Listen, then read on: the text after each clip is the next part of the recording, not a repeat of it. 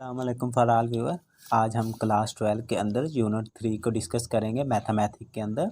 तो यूनिट 3 क्या है हमारे पास? इंटीग्रेशन। इंटीग्रेशन को हम क्या कहते हैं? Inverse of derivation. मतलब जैसे कि हम डेरिवेटिव लेते हैं, एक्स की पावर को नफ़ी करते हैं, लेकिन इसके अंदर एक्स की पावर को क्या करते हैं? ऐड। लेकिन एक्सरसाइज 3.1 के अंदर हम इंटीग्रेशन से थोड़ा सा हट के चलेंगे। कैसे हट के चलेंगे अभी हम देखते हैं। एक्सरसाइज 3.1 के अंदर, एक्सरसाइज 3.2 के अंदर हम इंटीग्रेशन को स्टार्ट करते हैं। लेकिन एक्सरसाइज 3.1 की तरफ चलते हैं हम।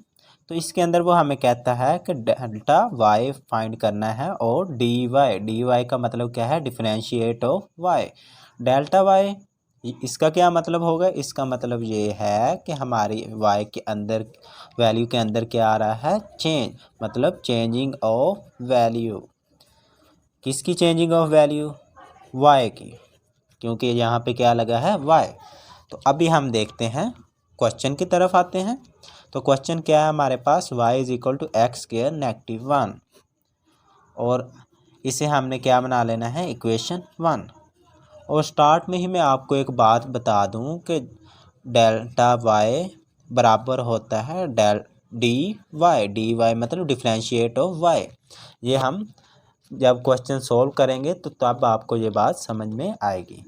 तो इसे हमने इक्वेशन 1 कंसीडर कर लिया। हमने बेसिकली फाइंड क्या करना है? चेंज। चेंज कैसे फाइंड करनी है? 3 से लेकर 3.02 तक। तो हमने क्या कर लिया? डेल्टा वाई किसे कहते हैं? चेंजिंग ऑफ वैल्यू, मतलब थोड़ी सी चेंज आना। तो थोड़ी सी चेंज हमने क्या कर दिया? डेल्टा वाई से रिप्रेजेंट कर दिया। इसी तरीके से एक्स की वैल्यू के अंदर भी क्या आई? चेंज, और उसे हमने क्या लिख दिया? डेल्टा एक्स और स्क्वायर नेगेटिव 1, क्योंकि इन दोनों का होल स्क्वायर बनेगा, क्योंकि इधर x का भी स्क्वायर है। तो हमने इसे क्या कर लिया? इक्वेशन 2 कंसीडर कर लिया, इक्वेशन 2। तो अब आपने क्या करना है? इक्वेशन 2 में से इक्वेशन 1 को निकाल देना है। तो अगर हम इक्वेशन 2 को देखें तो हमारे पास इक्वेशन 2 क्या है? y is equal to delta y, और इक्वेशन 1 क्या है? नेगेटिव वाई, क्योंकि इसकी लेफ़्ट साइड के अंदर क्या है? y। और इसी तरीके से इसकी राइट साइड के ऊपर क्या है? इक्वेशन 2 के अंदर x is equal to lambda x square negative 1, और नेगेटिव ये वाला साइन आ जाएगा। और y1 की वैल्यू क्या थी इक्वेशन 1 की? X square negative 1। y से कट आउट हो गया, तो क्या बच गया? Lambda y x is equal to x lambda square negative 1, और ये नेगेटिव और पॉजिटिव क्या हो जाएंगे? नेगेटिव एक्स का स्क्वायर, नेगेटिव और नेगेटिव पॉजिटिव 1, 1 से कैंसिल आउट। तो हमारे पास क्या बच गया? X is equal to lambda x का स्क्वायर नेगेटिव एक्स का स्क्वायर। अभी आपने क्या करना है कि जो हमारे पास पॉइंट है 3, इसे x1 कंसीडर कर लेना है और इसे x2। लेकिन जो x की वैल्यू होगी वो क्या बनेगी? इधर 3। और लैम्डा x की वैल्यू को क्या करते हैं कि हम x2 में से नेगेटिव कर देते हैं x1। जब आपने क्या करना है? 3.02 में से निकाल देनी है छोटी रकम। छोटी रकम क्या है? 3। तो क्या बचेगा हमारे पास? 0.02। अब आपने क्या कर देनी है? वैल्यू इसके अंदर पुट कर देनी है।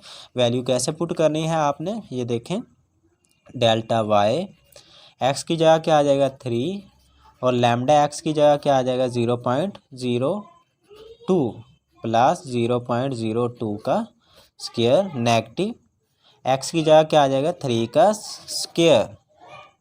तो ये हमारे पास क्या बन जाएगा? 3.02 का स्क्वायर, और ये क्या बन जाएगा? 3 का स्क्वायर 9। अब आपने क्या करना है? सिंपली कैलकुलेटर हमारे पास होगा 3.02 का 2 की पावर 2 और 9.12। आंसर क्या है? 9.12 नेगेटिव 9। हमारे पास आंसर क्या बन गया? 0.12। ये 2 नंबर का शॉर्ट आता है पेपर के पॉइंट ऑफ व्यू से, बहुत ही इंपॉर्टेंट क्वेश्चन है। ये हमने क्या निकाल लिया? लैम्डा वाई की कीमत निकाल ली। इसी तरीके से हमारे पास रकम क्या थी?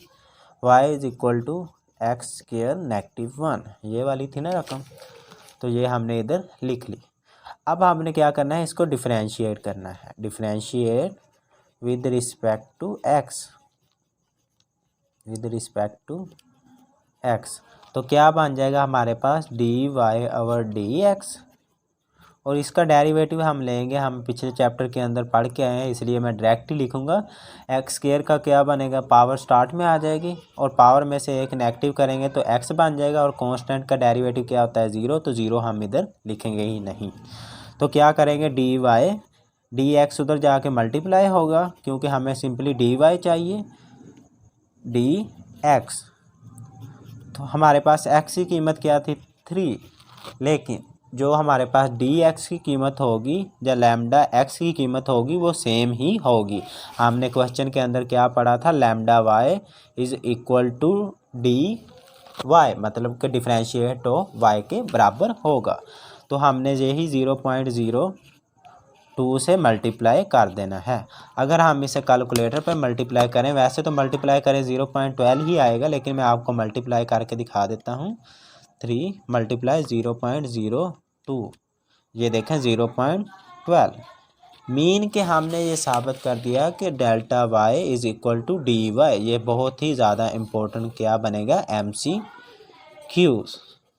तो क्वेश्चन नंबर 2 सेम ही इसी तरीके से है। क्वेश्चन नंबर 3 मैं आपको समझा देता हूँ, उसके अंदर अंडर रूट है। तो अब हम करते हैं क्वेश्चन नंबर 3। क्वेश्चन नंबर 3 है हमारे पास y is equal to x का अंडर रूट। इसी तरीके से आपने इसके अंदर भी पहले रकम को एज इट इज़ लिखना है और इसे इक्वेशन 1 कंसीडर कर लेना है, और फिर क्या करना है, क्योंकि हमारी वैल्यू 4 से लेकर 4.1 तक वैल्यू चेंज हो रही है, तो क्या करेंगे, वैल्यू जब थोड़ी चेंज हो तो हम क्या लगाते हैं, डेल्टा वाई, और x की जगह भी क्या लगा देंगे, डेल्टा x। मीन के जब y की वैल्यू चेंज होगी तो x की वैल्यू भी चेंज होगी।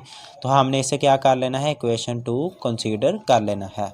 तो हमारे पास क्या बनेगी, y is equal to lambda y negative y, और ये क्या बच जाएगा हमारे पास, हम इसको इक्वेशन एक स्टेप में आपको डायरेक्ट करने लगा था। इक्वेशन 2 में से हमने क्या करना है, नेगेटिव इक्वेशन 1।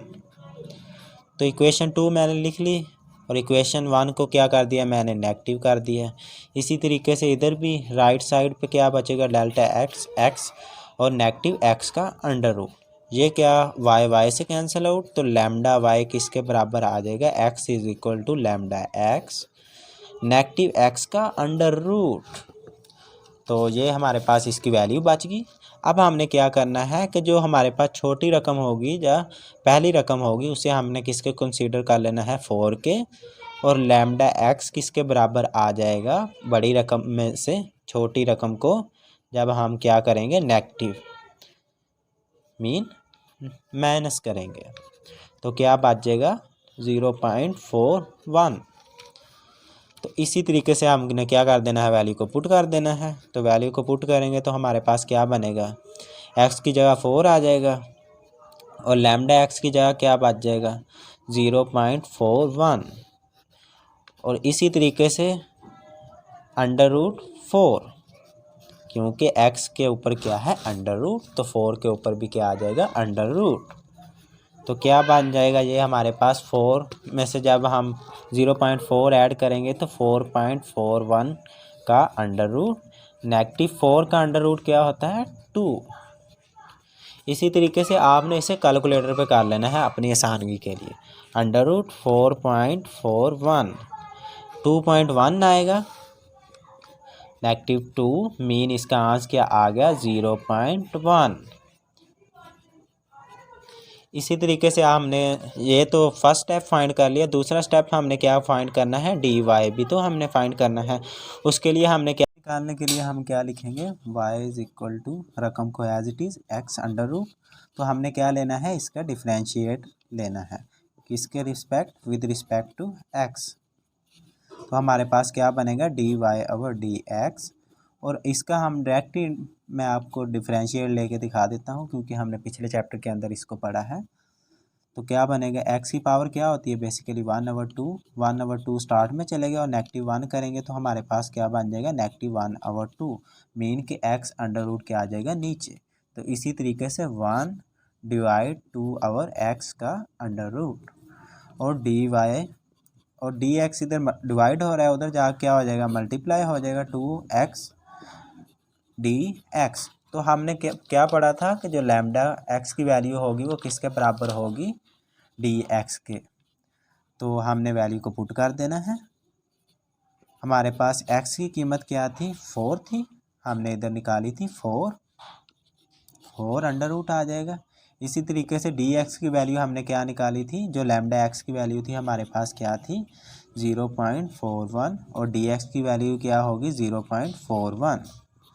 तो क्या बनेगा हमारे पास, जब हम इसको मल्टीप्लाई करेंगे 2 था और 4 का अंडर रूट क्या होता है 2, 0.41 को डिवाइड करते हैं हम 4 पे।